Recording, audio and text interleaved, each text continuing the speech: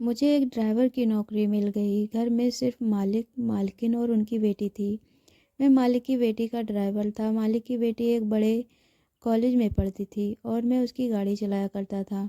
एक दिन अचानक मालिक और मालकिन 1 महीने के लिए दुबई चले गए और बस उनकी बेटी और मैं अकेले थे। लेकिन उस समय मेरा सर चकरा गया जब आधी रात को मालिक की बेटी ने अपने कमरे में बुलाकर मेरे साथ, मेरा नाम राजन है और मैं पटना का रहने वाला हूँ। नौकरी की वजह से मैं मुंबई आ गया और कोई ओनर ना होने से मैं सड़कों पर इधर उधर भटक रहा था। तभी मेरे दोस्त ने मुझ पर रहम आ गया। उसने मुझे गाड़ी चलाना सिखा दिया।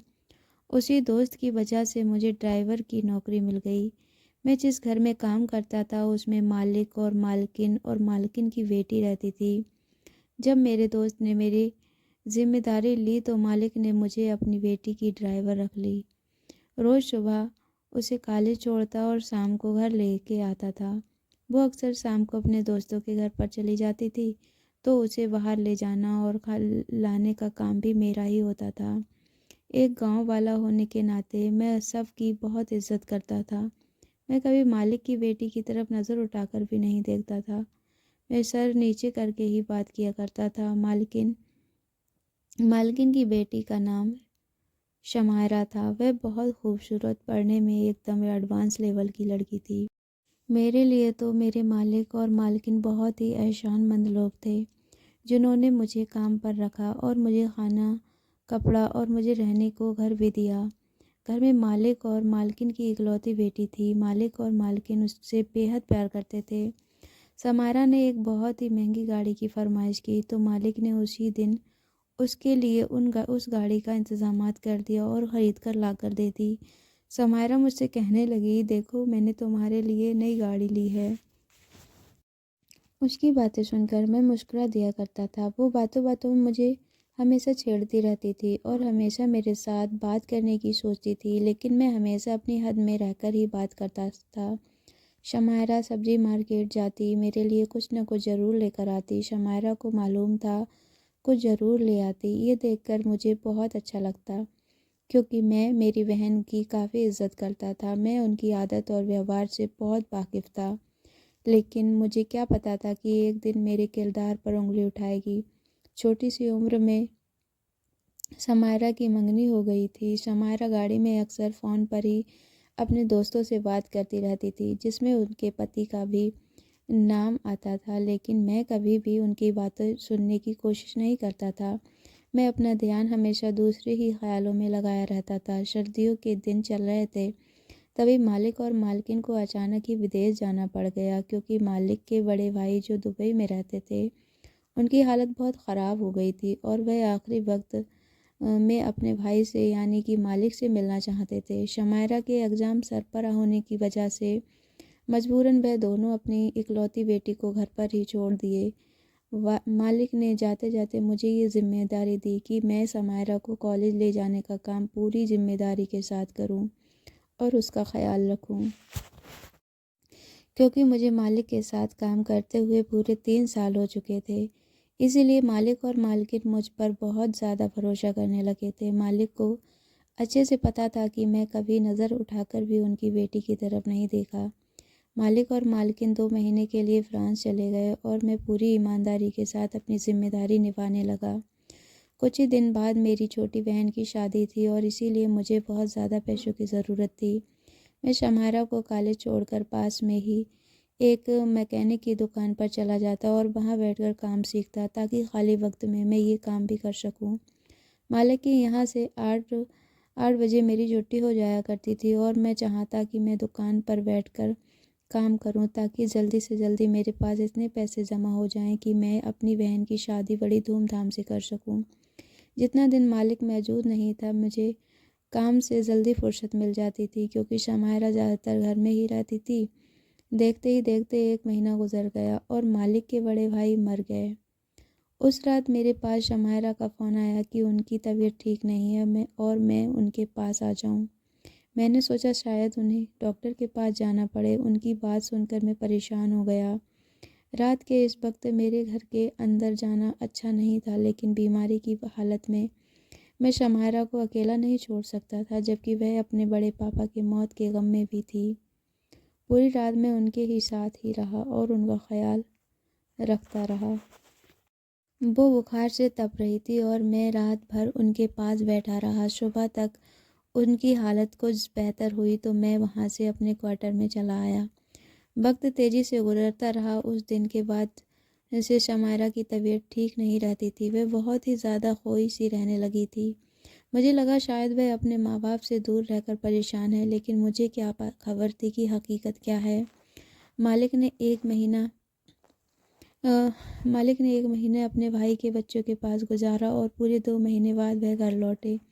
मैं उन्हें देखकर बहुत खुश हुआ, लेकिन उस वक्त मेरे कदमों तले ज़मीन निकल गई जब मालिक ने पास पड़ा डंडा उठाकर मुझे बुरी तरह से पीटना शुरू कर दिया।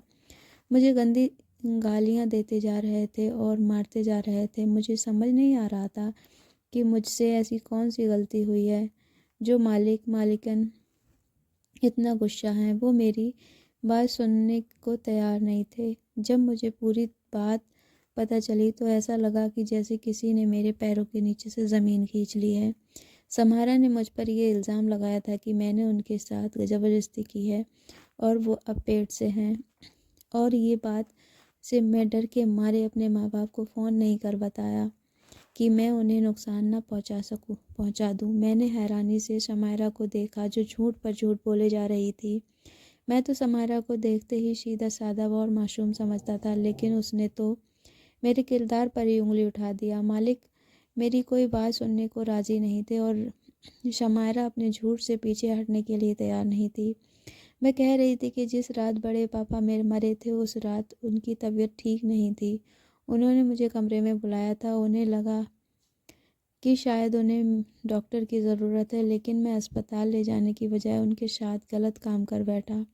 मालिक ने पुलिस को बुलाकर मुझे जेल में डालने की फ़ैसला कर लिया था, लेकिन शमायरा ने उन्हें रोक दिया। शमायरा ने कहा अपने पिता से कि ऐसा करना आपकी इज्जत पर आँच आएगी।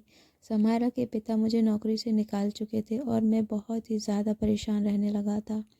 मेरे पास करने के लिए कोई काम ना था और इतनी जल्दी मुझे दूसरी नौकरी भी नहीं मिल रही थी, जबकि मेरी बहन की शादी सर पर आ गई थी। मैं मालिक के दिए हुए क्वार्टर में रहता था और अब मेरे पास रहने के लिए कोई जगह भी नहीं थी। इसीलिए मैं मजबूर होकर दोबारा मालिक घर पर आ गया और उन्हें अपनी बेगुनाही का यकीन दिलाना चाहा, लेकिन मालिक ने मेरे सामने ऐसी शर्त रखी कि मेरे होश उड़ गए। मालिक ने मुझसे कहा कि तुम्हें शमायरा से 1 महीने के लिए शादी करना होगा।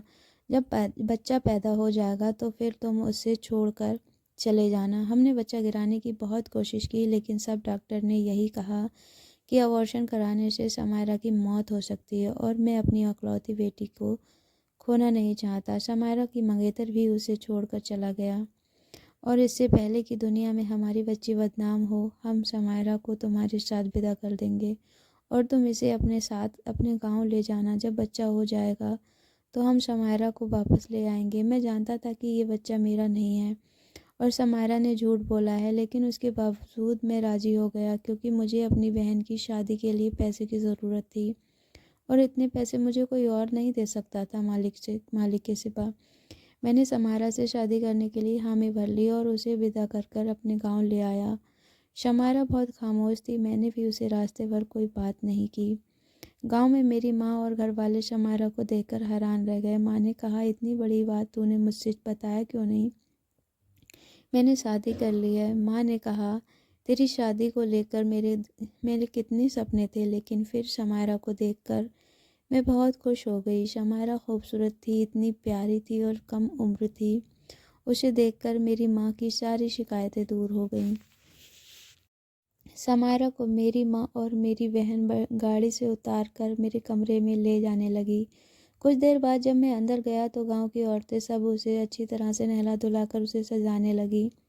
मैं बहन की शादी के इंतज़ाम करने लगा और रात को जब कमरे में आया तो शमायरा दुल्हन के रूप में मेरे बिस्तर पर बैठी हुई थी।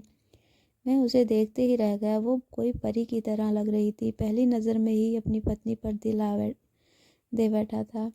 लेकिन मैं कैसे भूल सकता था कि मेरी इसी पत्नी ने मुझे किस तरह किरदार ठहरा दिया था। मैं उसके पास बिस्तर पर आकर बैठा तो वह डर के मारे काँपने लगी। वो अच्छे से जानती थी कि उसने मुझसे किस तरह शादी की है।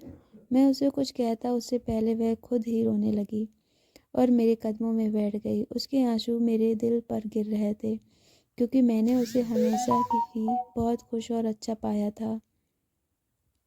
समारा रोते हुए मुझसे कहने लगी कि उसने जो इल्ज़ाम मुझ पर लगाया है उसके लिए शर्मिंदा है और उसे अपनी गलती का पूरी तरह एहसास है, लेकिन ये सब कुछ उसने मुझे बदनाम करने के लिए नहीं किया बल्कि बहुत ही मजबूरी में किया है। मैंने गुस्से वाली निगाहों में से समारा को देखता रहा और उसे साफ साफ कह दिया कि तुमने कितनी भी मजबूरी में ये काम किया हो, लेकिन तुम्हारी इस हरकत से मेरी इज्जत अब 2 कौड़ी की भी नहीं रही है। तुम अपने गुनाहों को मेरे सिर थोप रही हो और आज़ाद होना चाह रही हो। मैं बेगुनाह होती हुए भी अपने मालिक की नज़रों में गिर गया। मैं चाहकर भी तुम्हें माफ़ नहीं कर सकता शमायरा, लेकिन मैं इतना भी कमज़ोर नहीं कि अपनी शादी में आई औरत के साथ कोई ज़्यादती करूं। इसलिए तुम इस कमरे में आसानी से रह सकती हो। तुम्हें किसी भी चीज़ की कोई तकलीफ़ नहीं होगी और जब तुम अपने पाप को इस दुनिया में ले आओ तो यहाँ से जाने पर भी आज़ाद हो। मैं खुद तुम्हें तुम्हारी औलाद के साथ तुम्हारे घर छोड़ आऊँगा। मैं समारा को अपने शब्दों के कदमों से रोक दिया। वो कहने लगी कि मैंने कोई गुनाह नहीं किया है जिसकी वजह से मुझे ये इंतज़ार करना पड़े, और न ही मैंने आपको अपने मालिक की नज़रों में गिराया है, बल्कि आपके मालिक तो आपसे बहुत मोहब्बत करते हैं और वह आप पर सबसे ज़्यादा भरोसा करते हैं। इसीलिए आपके मालिक ने अपनी ज़िंदगी की सबसे कीमती चीज़ आपको दे दी है और उन्होंने मुझसे कहा मैं शादी के बाद आपको सारी सच्चाई बता दूं। शमायरा की बातों ने मुझे हैरान कर दिया। मैं पलटकर शमायरा को चेहरा देखने लगा जहां मासूमियत छाई हुई थी। वह उस वक्त एक 18 साल की मासूम सी लड़की थी जो ना जाने किस हालात में थी। शमायरा कहने लगी कि वह पेट से नहीं है, बल्कि उसके पिता ने मुझे झूठ कहा है। उसके पिता ने ये सब बहुत मजबूरी में किया है क्योंकि वह अपनी बेटी की जान बचाना चाहते थे। शमायरा ने मेरे करीब आकर मेरे हाथ अपने हाथों में थाम लिया और मुझे अपने साथ लिए बेड पर बैठ गई। शमायरा बहुत धीरे आवाज़ में अपनी सच्चाई बता रही थी और मैं चुपचाप उसकी बातों को सुन रहा था। शमायरा कहने लगी कि पापा के पुराने दोस्त के बेटे का रिश्ता बचपन में ही उसके लिए मांगा था। उनके दोस्त और दोस्त की पत्नी बहुत ही अच्छे थे, इसलिए शमायरा के पिता ने उसकी मंगनी अपने दोस्त के बेटे से करवा दी। लेकिन वक्त गुजरने के साथ साथ शमायरा के पिता को अपनी गलती का एहसास खुद हो गया क्योंकि शमायरा का मंगेतर राकेश अपने माँ बाप का इकलौता बेटा होने की वजह से बहुत ज़्यादा बिगड़ चुका था। उसके पास नहीं पैसे की कमी थी, ना ही रोक टोक करने वाला था कोई, और वह बिगड़ता जा रहा था। शमायरा बताने लगी थी जब उसके माँ बाप दुबई गए थे, राकेश ने कई बार उसके साथ बदतमीज़ी करने की कोशिश की और एक बार तो वह शराब के नशे में घर आया और शमायरा के साथ बदतमीज़ी करना चाहा, लेकिन उसने खुद को कमरे में बंद करके बचा लिया। और जिस रात उसके बड़े पापा मरे थे उससे एक दिन पहले भी राकेश ने अपने दोस्तों के साथ मिलकर शमायरा के साथ गलत करने की कोशिश की और उसे डर की वजह से उसे बुखार लगा था। उस समझ नहीं आ रहा था कि वो क्या करे, उसने अपने बचाव के लिए क्या करे, क्योंकि उसे डर था कि कहीं राकेश उसके अकेलेपन का फ़ायदा उठाकर दोबारा घर में ना घुस सकता है।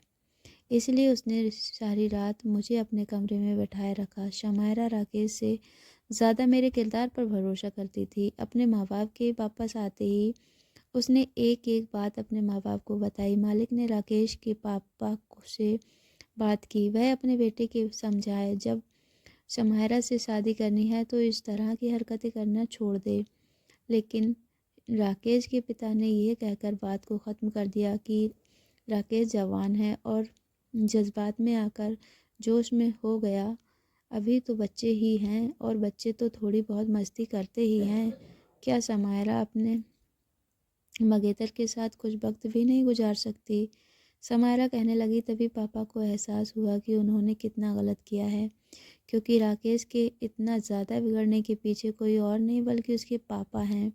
वह तो शादी के बाद भी ऐसी घटिया हरकतें कर सकते हैं। मेरे पापा ने जैसे राकेश के साथ मेरे रिश्ता ख़त्म करने की बात कही तो राकेश धमकियां पर उतर आया और उसने साफ साफ कहा कि वह मुझे नहीं छोड़ेगा। पापा मुझे लेकर बहुत ज़्यादा परेशान थे, तभी उन्हें बाहर गाड़ी साफ़ करते हुए तुम दिखाई दिए। मैंने पापा को ये भी बताया था कि जिस दिन बड़े पापा की मौत हुई थी तुमने सारी रात बैठकर मेरी हिफाजत की थी।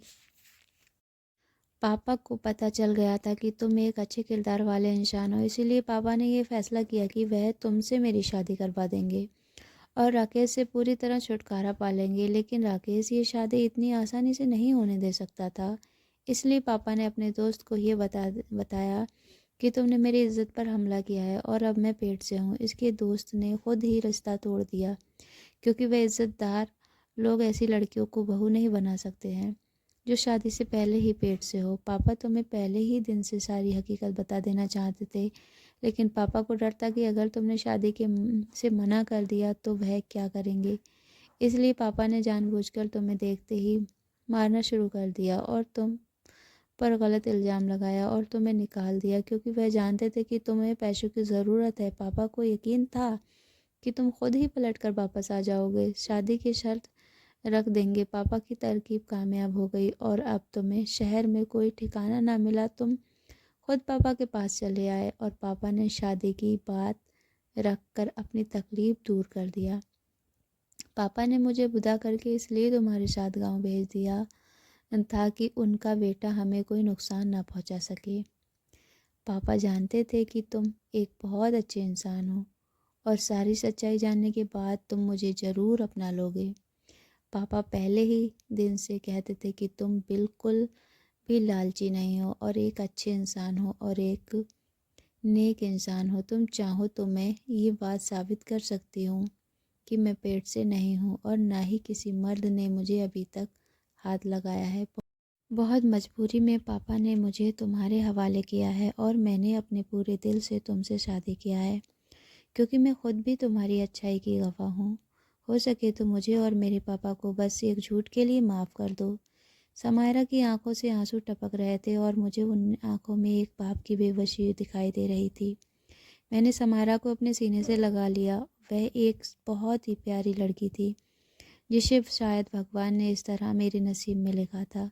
मेरी माँ ने बहन की शादी की रस्मों के साथ साथ मेरी भी शादी की रस्में शुरू कर दी थी। समायरा रस्में देखकर खुश हो रही थी। समायरा ने अपने माँ बाप को फ़ोन करके बता दिया था कि यहाँ हमारी शादी की रस्में शुरू हो रही हैं। तो समायरा के माँ बाप भी खामोशी से मेरे गांव चले आए और वह भी हमारी शादी में शामिल हो गए। मेरे मालिक के आते ही होश उड़ गए, हाथ जोड़कर मुझसे माफ़ी मांगने लगे, लेकिन मैंने तो उन्हें पहले ही माफ़ कर दिया था।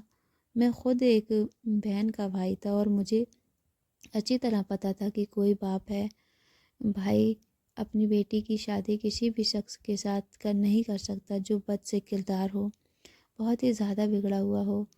यह बात जो मुझे अच्छी तरह समझ आ गई थी कि अपने बच्चों की किस्मत के फैसले उनके बचपन में ही नहीं करने चाहिए, क्योंकि बड़े होकर ना जाने कौन सा रास्ता चुने या फिर उनके दिल में किसी और के लिए मोहब्बत बस जाए। तो दोस्तों, कहानी कैसी लगी कमेंट करके ज़रूर बताइए। अपने दोस्तों में शेयर कीजिएगा, चैनल को सब्सक्राइब कीजिए। मिलते हैं नई वीडियो में, तब तक के लिए थैंक्स फॉर वॉचिंग।